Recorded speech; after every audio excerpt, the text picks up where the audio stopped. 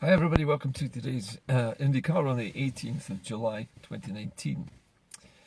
Today it's been announced that the Conservative Party in Scotland, that is the British Conservative Party in Scotland, has decided to throw its weight behind Boris Johnson, and they have all sworn their allegiance to Boris Johnson as their new leader-elect.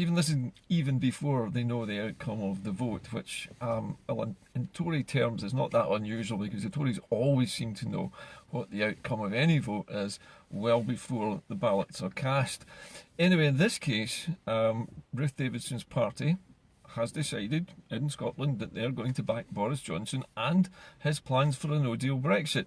Just a few months after Ruth Davidson categorically said she would never support Boris Johnson, and certainly a no-deal Brexit would be a catastrophe. Now, Miss Davidson's been strangely invisible in the last few weeks. She seems to have disappeared back into her box in the props room at the BBC, unable to get out and say anything more about the matter. So I imagine that the British Broadcasting Corporation is currently building her up into some new superhero, and is going to give her her own television programme where she espouses the virtues of no-deal Brexit and how wonderful it's going to be for Scotland. So while Ruth Davidson is absent, both Boris Johnson and his cohort and Jeremy Hunt are both still saying that they are happy to proceed with a no-deal Brexit rather than have to take the deal that was already negotiated with the European Union.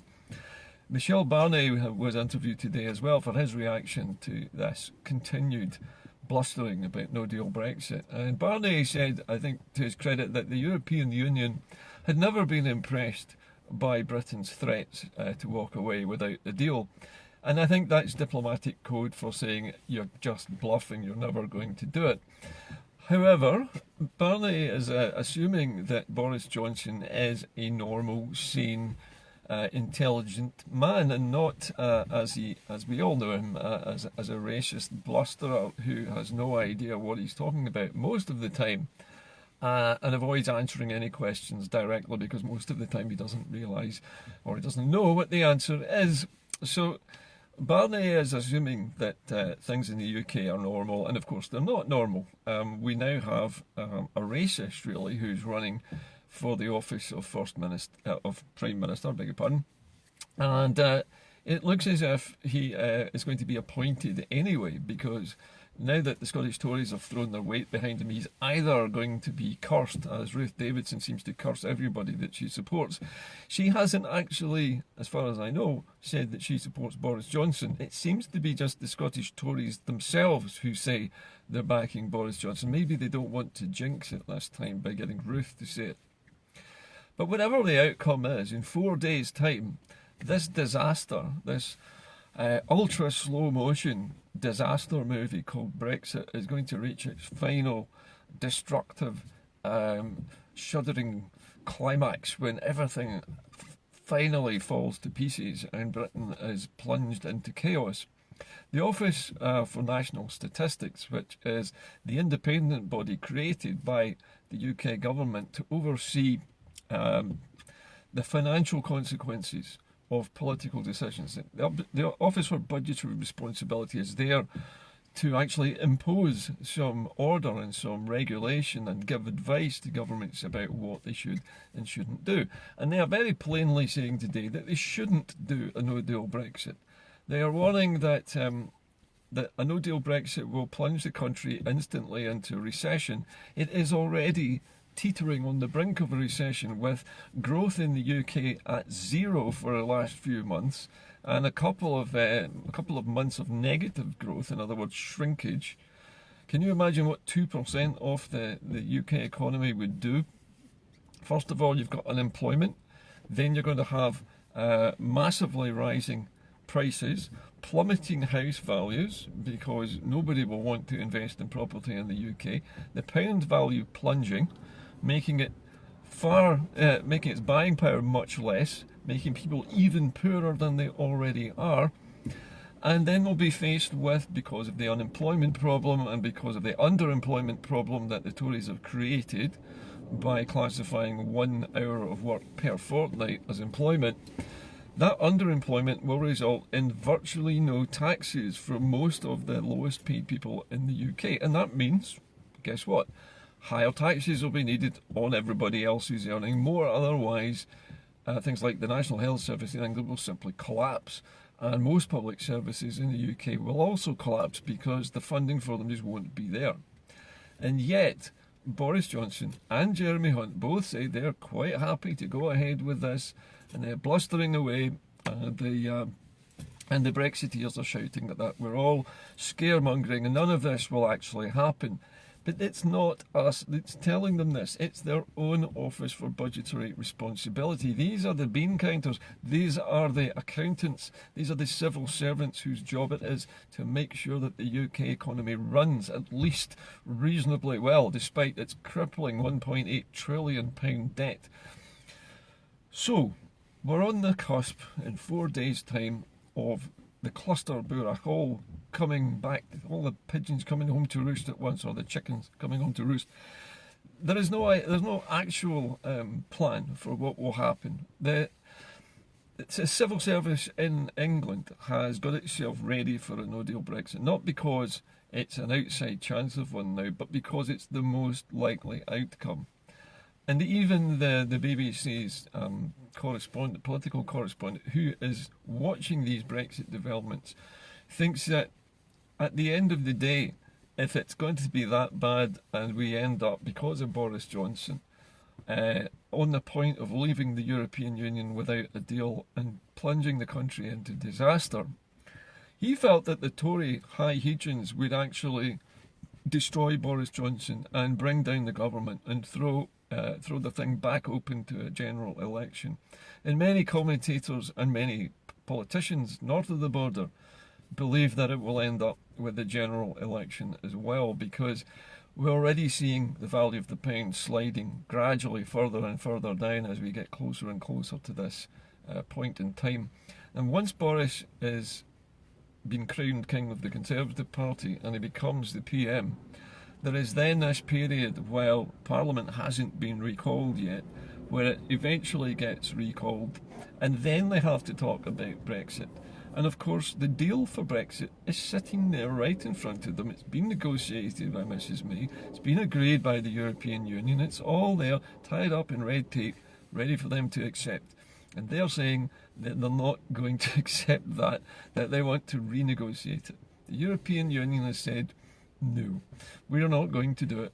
And the European Union doesn't need to do it because they are not the ones plunging into recession.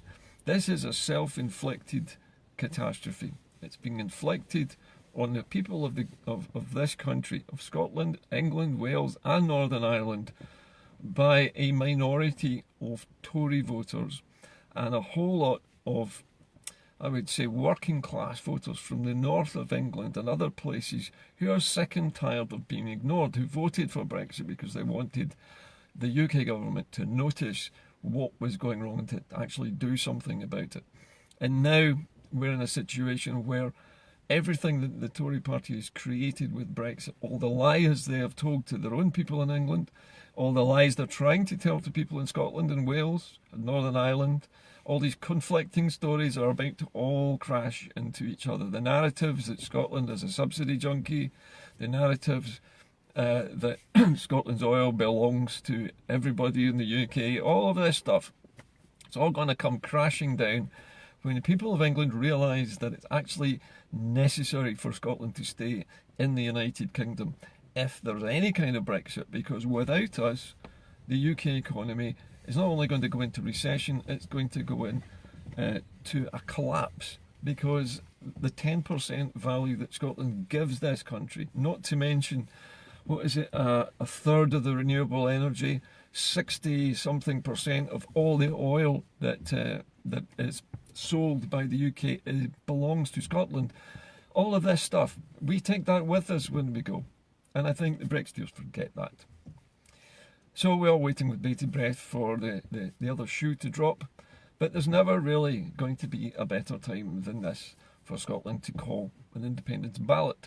And by ballot, I mean any kind of vote at all. A referendum, maybe. Are we going to get a Section 30 order? No, don't think so. Could it be a Scottish election in Holyrood? Well, yeah, it could be. Or it might be a general election because Boris Johnson leads us to the edge of the Brexit cliff. And then the Tory party bottles it and implodes. And we go back to a general election, which probably Jeremy Corbyn, who doesn't really want to be the Prime Minister and hasn't a clue about Brexit either, might end up running the country. It might go back to another vote. And the chaos rumbles on for more years as they try to decide whether Brexit should happen or not. And how many more years do we have to wait for England to decide if Brexit is what it wants or not? I think, frankly, that we can't wait any longer up here. Our economy is already starting to get damaged. But Scotland, unlike the rest of the UK, as I say, has the escape hatch. We have the ejection seat of independence.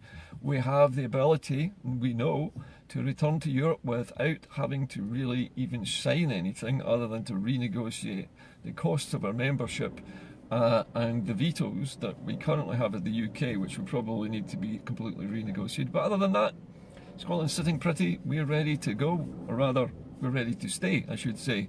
Ready to leave the UK and to stay with Europe and to stay with Ireland and to be happy and not have to go off this Brexit cliff. Anyway, that's about it for today. The real news today is that there isn't any news. The news just continues to get worse and worse. Everybody is saying, everybody with a brain is saying that Brexit is a fantastically stupid, self-destructive idea for a country. And no one, certainly nobody in Scotland, can understand for the life of them particularly why the Scottish Tory MPs have decided to back Boris Johnson and the no-deal Brexit. What on earth are those people thinking? It's obviously not about the Scottish constituents, it's not about their jobs, it's not about the future of Scotland's exports, it's about their political careers in the Tory party. And that is the difference between Tory politicians and everybody else in the country. The Tory ideology is based on greed, self-interest, and the acquisition of wealth at all costs. It's party before country, it's yourself before party even. That is the nature of the Tory party. It believes that greed is good. That is basically money is their god. The rest of us, we're human beings and we realise that that's not the case. Anyway, tonight I should be on Scotland at 7. I think, and I'm not certain about this, that I may be talking to Chris McCusker from the SNP, but I'm not certain of that yet.